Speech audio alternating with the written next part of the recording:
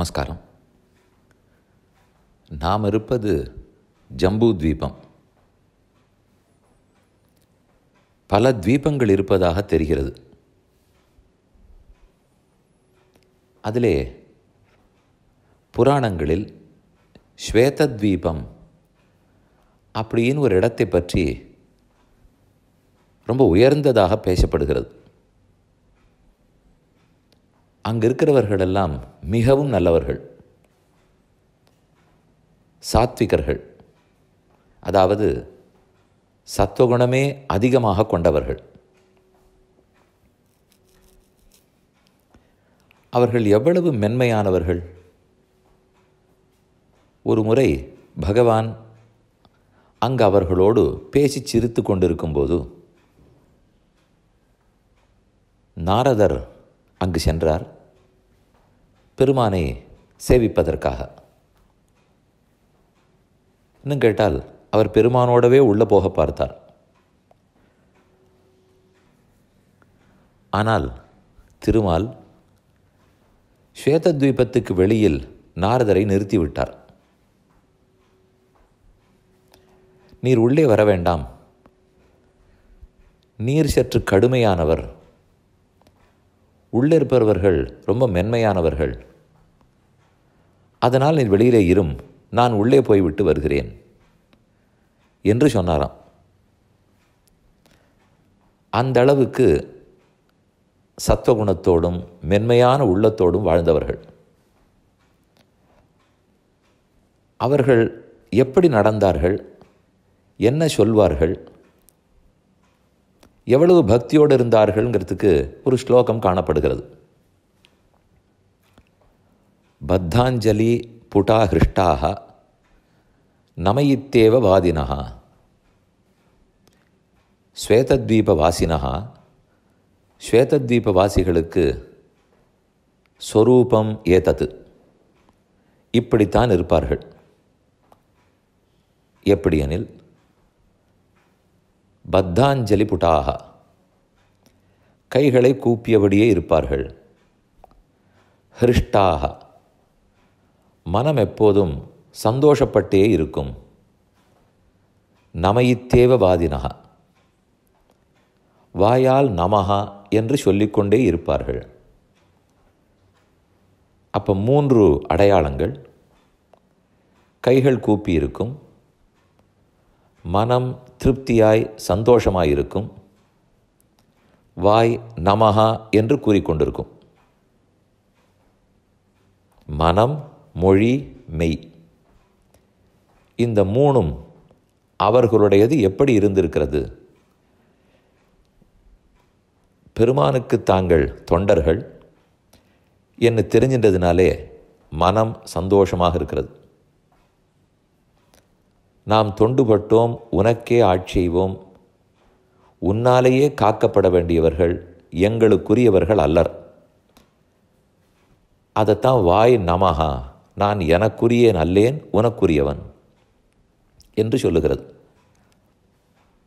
கைகள் இரு கையும் கூப்பிக்கொண்டு அடியேனுக்கு சமர்ப்பிப்பதற்கு ஒன்றுமில்லை, எல்லாம் உம்மது அப்படின்னு சொல்லிக்கொள்ளும். கை கூப்பி விட்டால் கொடுப்பதற்கு ஒன்றுமில்லை, ஆக்கிஞ்சன்யம்னு சொல்லுவார்கள், கைமுதல் இல்லை. ஆனால் எல்லா கைங்கரியங்களையும் செய்வார்கள். நாம் என்ன செய்தோம் என்று கைகூப்பி விடுவார்கள். பத்தாஞ்சலி புட்டாக ஹிருஷ்டாக நம இத்தேவ வாதினஹா. அப்போ மனமும் மொழியும் மெய்யும் அவ்வளவு தூரம் தாங்கள் தொண்டர்கள்னு தெரிந்து கொண்டு பெருமானிடத்தில் ஈடுபட்டிருக்கிறது. இதனால் மனசு எவ்வளவு சந்தோஷமாக இருக்கும் என்று இது சொல்லுகிறது. உலகத்தில் யாருக்கான நாம் தொண்டு செய்கிறோம் அடிமை என்று கூறிக்கொண்டால் அது வருத்தத்தை கொடுக்கும். கண்டிப்பாக அடிமைத்தலையிலேருந்து வெளியில் வரணும்னு சொல்லும்.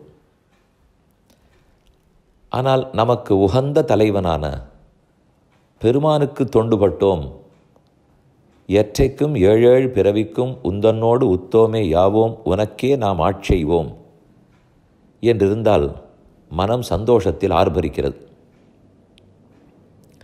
மற்ற பேருக்கு அடிமைப்பட்டால் மனம் துக்கத்தில் துவழ்கிறது. கண்ணன் கீதையில் சொல்லும் போதும் சததம் கீர்த்தயந்தா யதத்தச்ச திருடவ்ரதாக நமஸ்யந்தச்ச மாம் பக்தியா நித்தியுக்தாக உபாசதே. எப்போதும் வாயார என் நாமங்களை பாடுபவர்களாய், என்னோட சேர்ந்திருக்க வேணும் என்று மனசு விருப்பப்படுபவர்களாய், நமஸ்யந்தச்ச கைகூப்பி கீழே விழுந்து வணங்குபவர்களாய், இப்படி உள்ளத்தாலும் உடலாலும் மொழியாலும் என்னையே பற்றுகிறார்கள், அவர்கள்தான் என் பக்தர்கள்னு சொல்லுகிறார். அப்போ அந்த ஸ்வேதத்வீபவாசிகளுடைய அடையாளம்தான் ரொம்ப முக்கியமான அடையாளமாக பலவிடங்களிலும் மேற்கோளாக எடுக்கப்படுகிறது. அதில் சந்தோஷமும் இருக்கிறதா தெரிகிறது.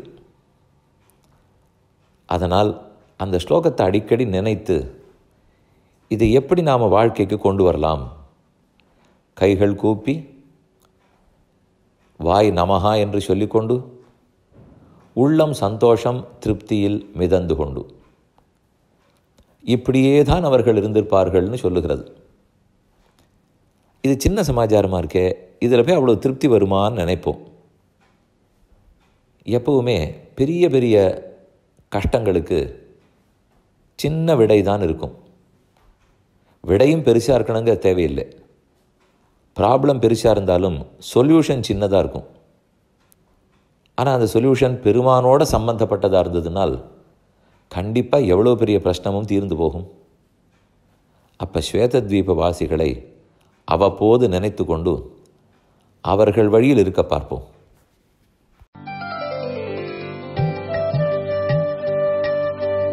இந்த என் பணி ஆடியோவை உங்களுக்காக வழங்கியவர் வேலுக்குடி ஸ்ரீ கிருஷ்ணன் சுவாமி. இந்த ஆடியோவை தினமும் உங்கள் மொபைலில் பெற கிஞ்சித் என் பணி KINCHITENPANI என்ற ஆப்பை கூகுள் பிளே ஸ்டோரிலோ அல்லது ஆப்பிள் ஐஸ்டோரிலோ டவுன்லோட் செய்து கொள்ளவும்.